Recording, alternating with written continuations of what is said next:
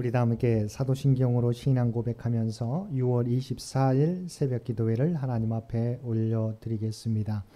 전능하사 천지를 만드신 하나님 아버지를 내가 믿사오며 그 외아들 우리 주 예수 그리스도를 믿사오니 이는 성령으로 잉태하사 동정녀 마리아에게 나시고 본디오 빌라도에게 고난을 받으사 십자가에 못 박혀 죽으시고 장사한 지 사흘 만에 죽은 자 가운데서 다시 살아나시며 하늘에 오르사 전능하신 하나님 우편에 앉아 계시다가 저리로서 산자와 죽은 자를 심판하러 오시리라. 성령을 믿사오며 거룩한 공회와 성도가 서로 교통하는 것과 죄를 사하여 주시는 것과 몸이 다시 사는 것과 영원히 사는 것을 믿사옵나이다. 아멘. 우리 다 함께 찬송 216장, 통합찬송가 356장입니다. 216장, 통합찬송가 356장입니다.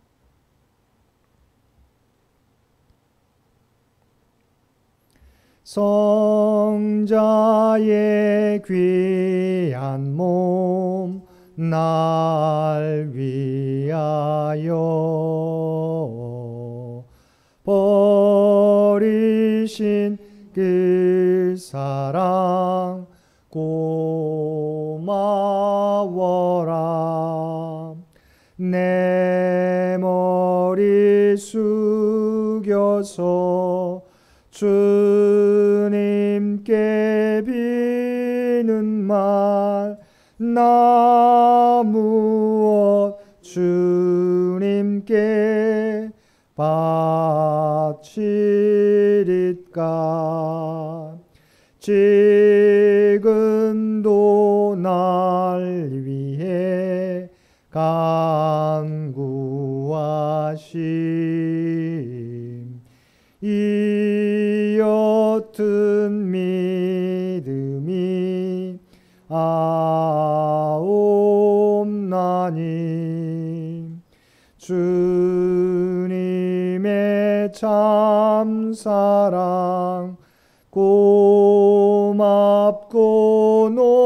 놀라워 찬송과 기도를 쉬지 않네. 주님의 십자가 나도 지고 신실한 믿음과 마음으로 형제의 사랑과 친절한 위로를 네게 나 베풀게 하옵소서. 만 가지 은혜를 받았으니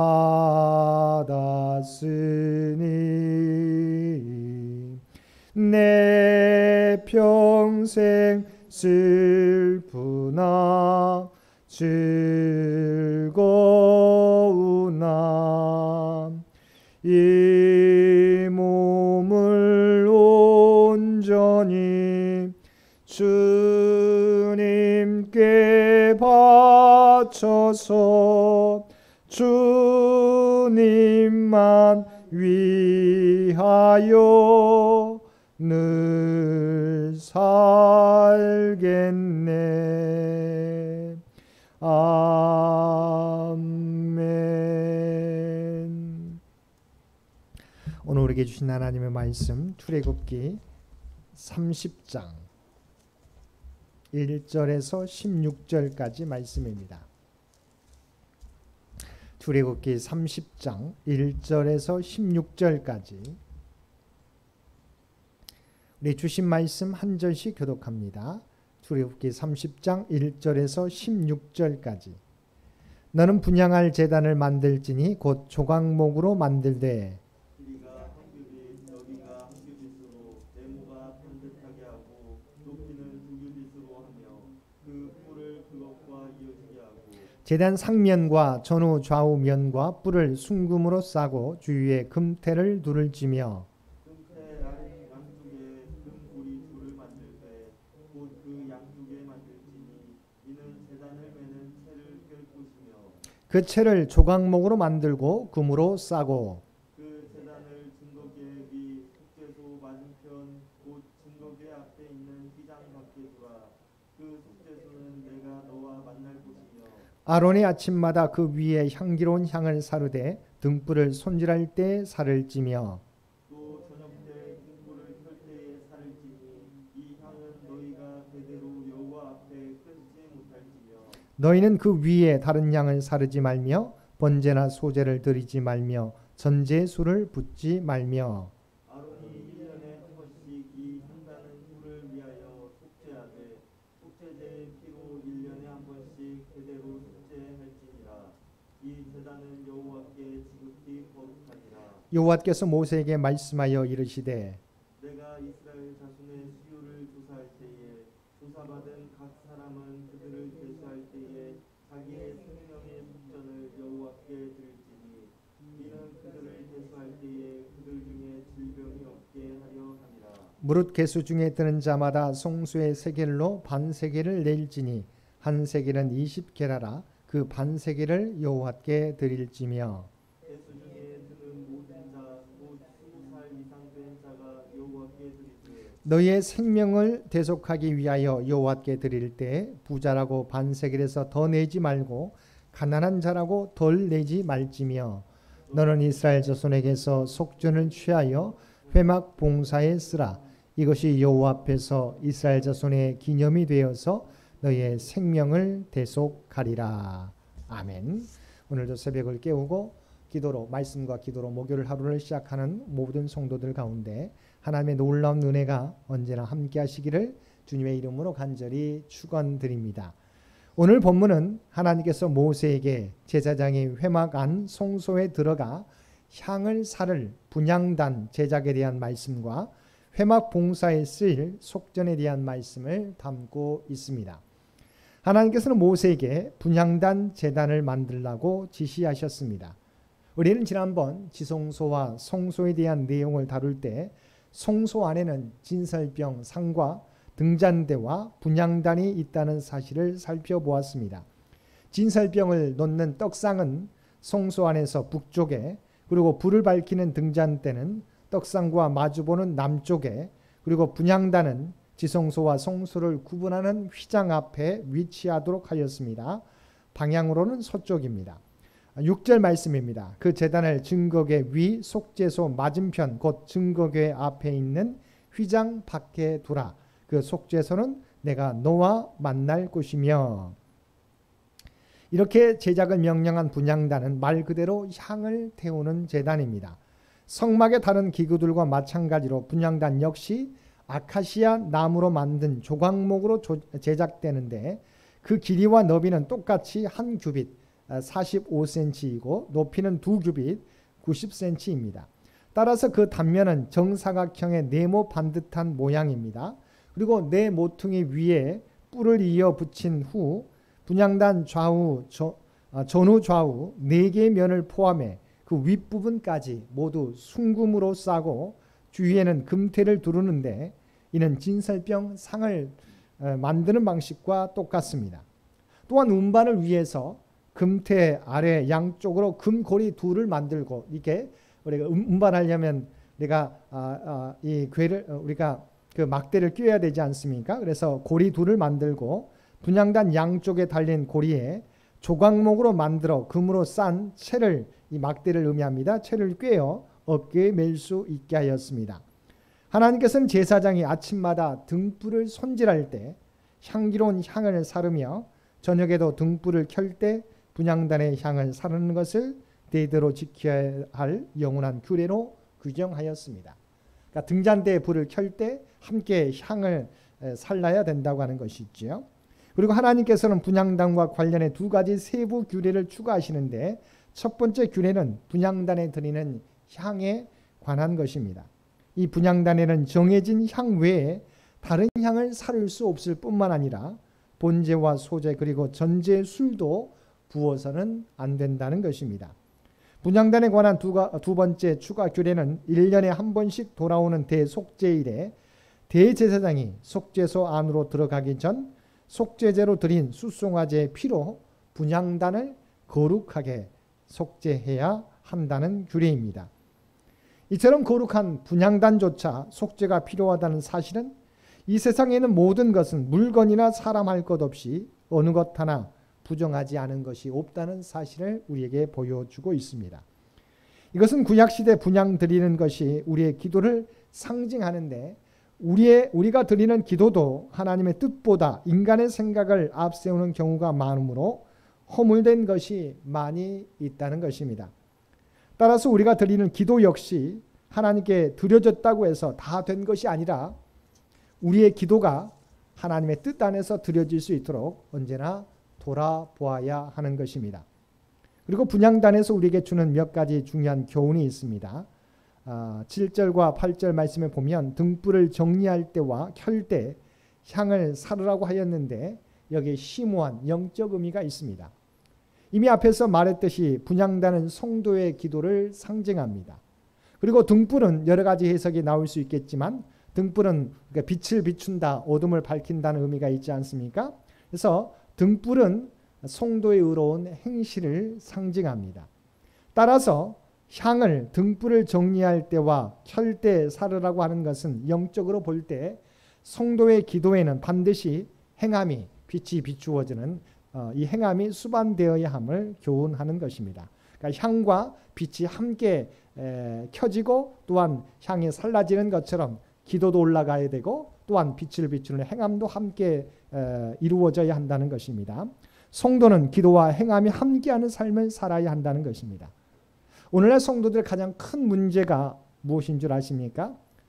우리 그리스도인들이 기도는 열심히 잘하는데 그에 따른 행함이 수반되지 않는다는 것입니다. 바로 그런 이유 때문에 오늘날 교회는 생명력을 잃고 있으며 그로 인해서 교회는 어두운 사회를 밝힐 수도 없는 무력한 상태에 빠지게 된 것입니다.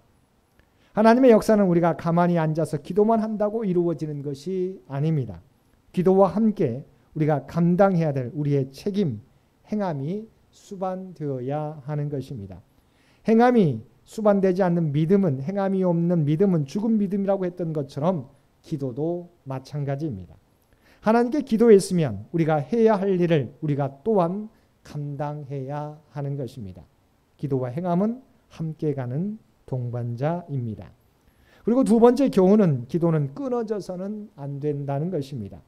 8절 하반절에 보면 이 향은 너희가 대대로 여호와 앞에 끊지 못할지며라고 말씀하고 있습니다. 이 말씀은 분향단의 향을 아침 저녁으로 어김없이 사르라는 말입니다. 이것은 향이 성도의 기도를 상징한다고 볼 때 성도가 기도를 쉬어서는 안 된다는 것입니다. 성도는 일평생 기도하는 일을 쉬어서는 안 되는 것입니다. 성도는 하루를 기도로 시작해서 기도로 마치며 무슨 일을 하든지 무슨 일을 만나든지 항상 기도로 시작하고 기도로 끝마쳐야 하는 것입니다.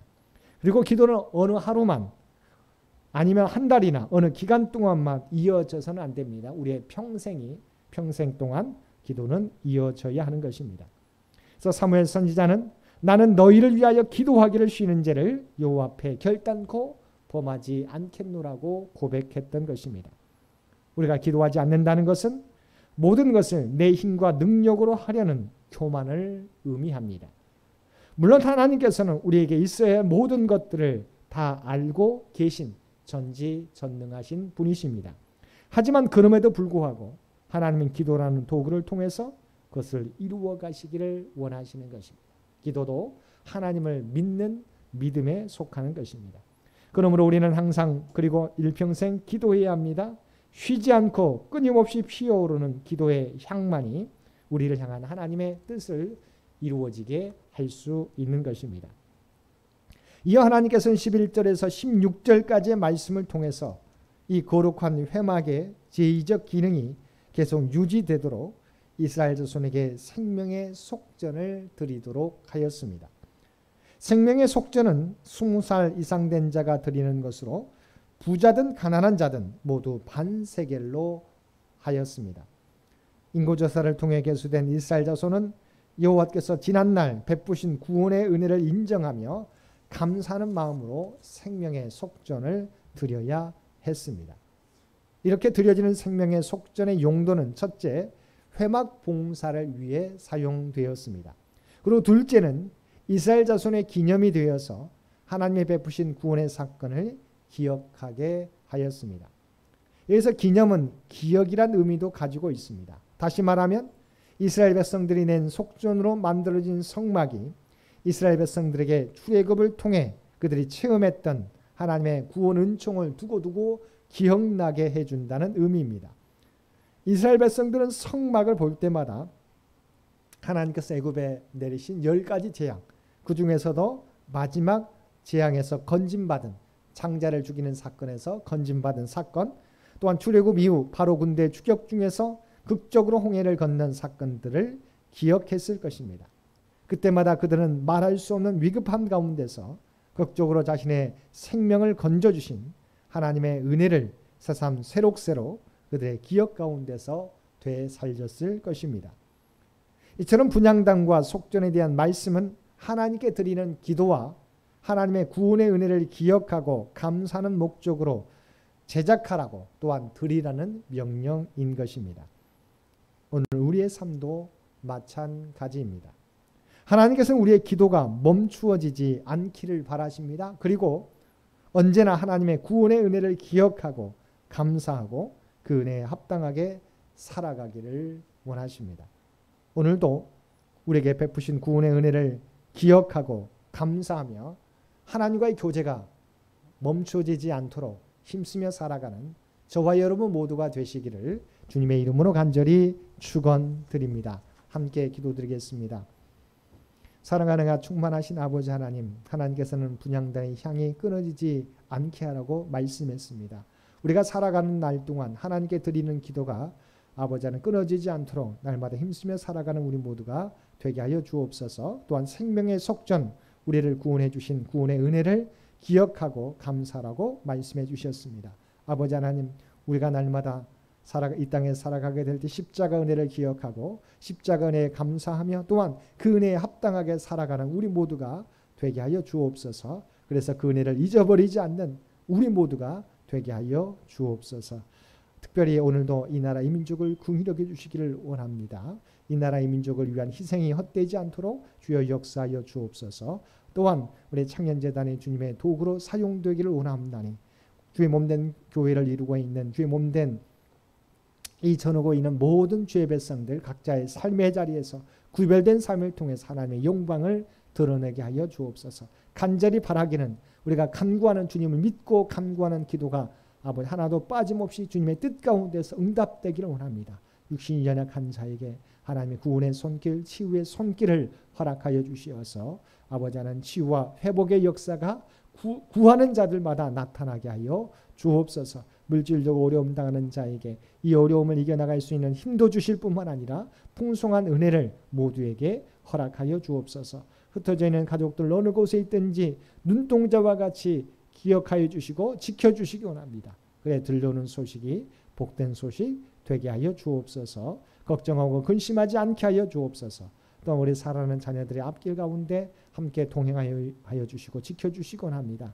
군에 가 있는 사랑하는 자녀들 또한 땀 흘려 우리 수능을 준비하는 고3 수험생 또한 취업과 대학원 진학을 위하여 예쓰는 주의 백성들 또한 결혼과 임신을 위하여 간절히 기도하는 아버지 하는 사랑하는 자녀들의 간구 가운데 하나님의 놀라운 응답을 허락하여 주옵소서. 오늘도 우리에게 복된 하루를 허락해 주신 것 진심으로 감사합니다. 하나님의 은혜를 기억하고 하나님과 교제하는 일에 힘쓰며 살아가는 우리 모두가 되게 하여 주옵소서.